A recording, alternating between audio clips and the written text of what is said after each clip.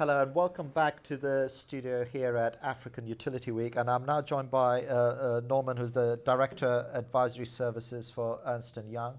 And if you haven't watched it, there is an interview with Alain from Ernst & Young. See, I made the mistake. There you go. It's late in the day.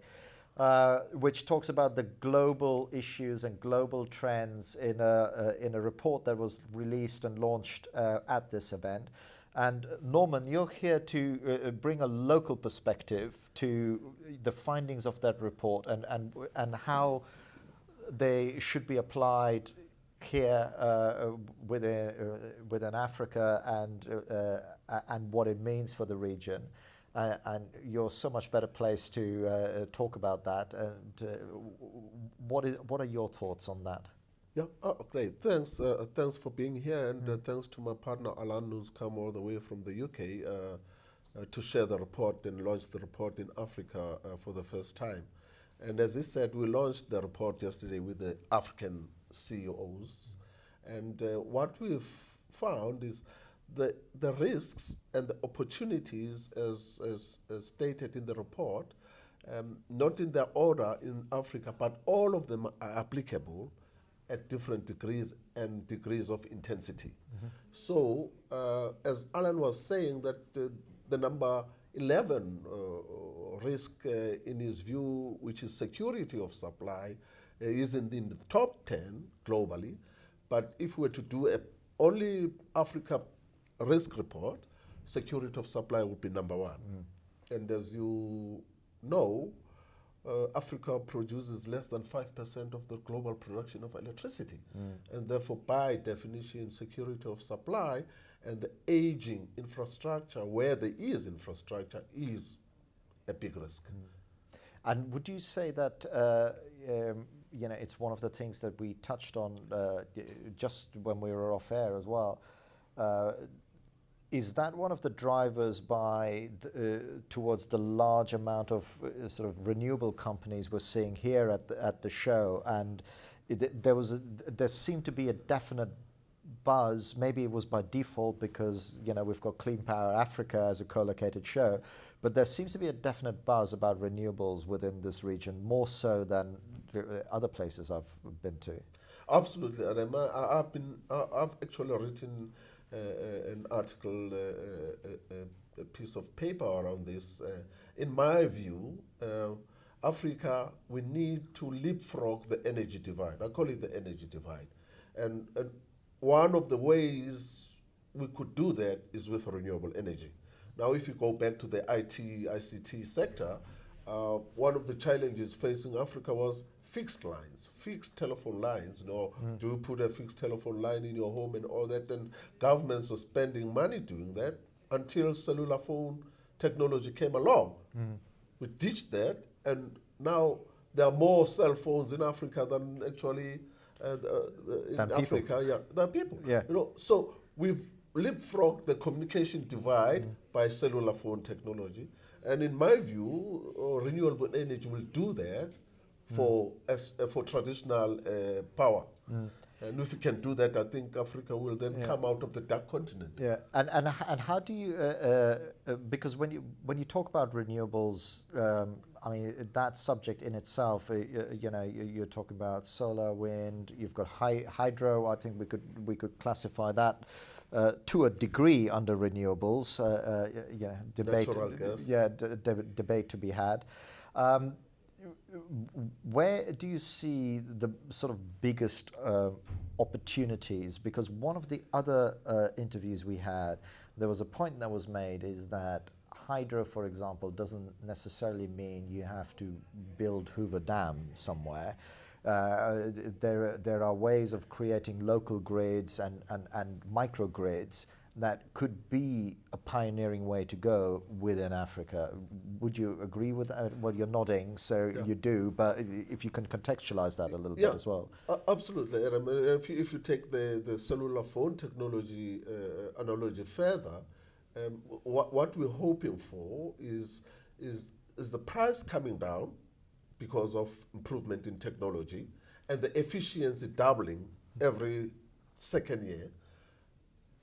from renewable energy technology point of view, then that will give us critical mass. Now, that critical mass, hopefully, because of the efficiency improvements, doesn't have to be like the traditional way now of building 3,000 kilometer transmission lines. You can do it in small pockets, in the rural villages, in the far-flung places of Africa, and to me that's innovation. And I think it's going to happen in the next 10 years. We just need the right technology and the price coming down and the efficiency is growing up. As an example, I mean, we opened the market 3 years ago in renewable energy and created the market and the framework for the market. 3 years later, the price of solar has dropped by 25%, and the price of the wind turbines and all that by 40%.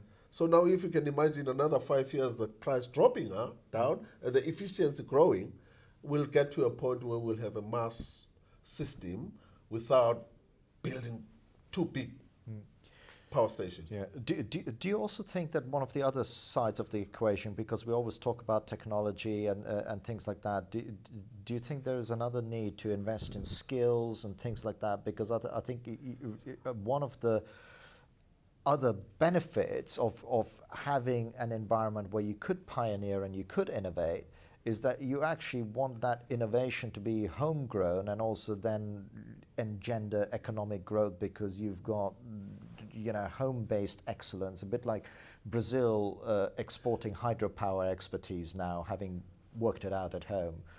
Do you see that happening as well? Absolutely, and I guess if you go back to the top 10 risks, the war for talent would come up very high in the African context, simply because of that. And again, a concrete example, 3 years ago, when the market for renewable energy opened up, very few people in Africa, in South Africa, who knew what a solar PV panel is and what a wind turbine, how it works.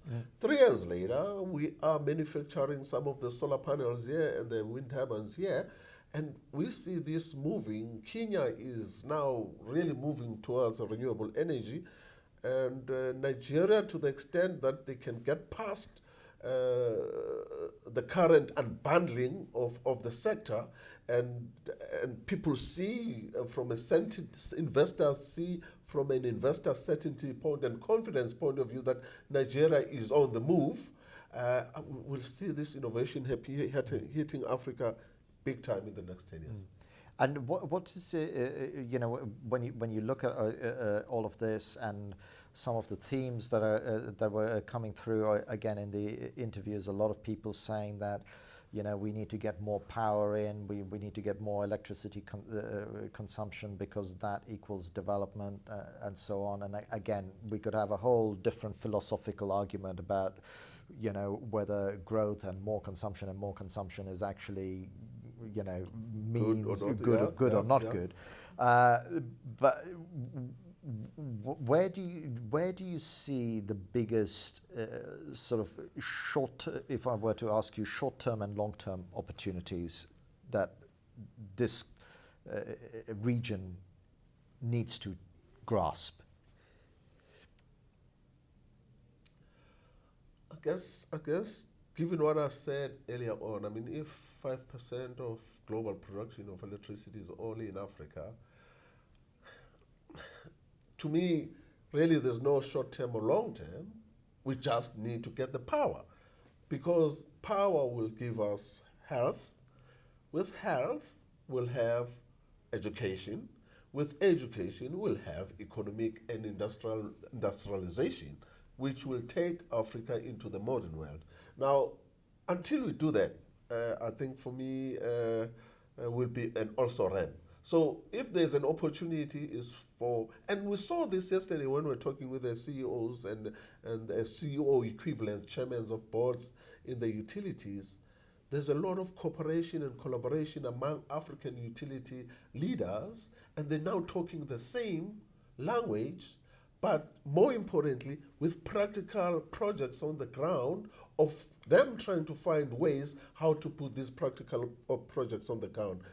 And my sense, as I said to my colleagues yesterday, and to the CEOs, Africa is on the move now.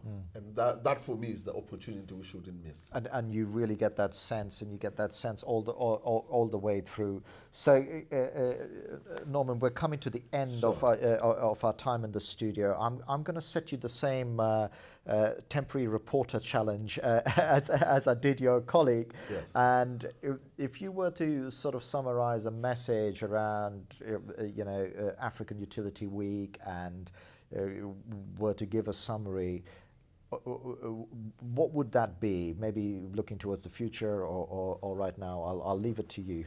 Yeah. Well, I'll start about the triangle. I'll start with the triangle. Accessibility, acceptability, and affordability. Those three things are very key in the African scene.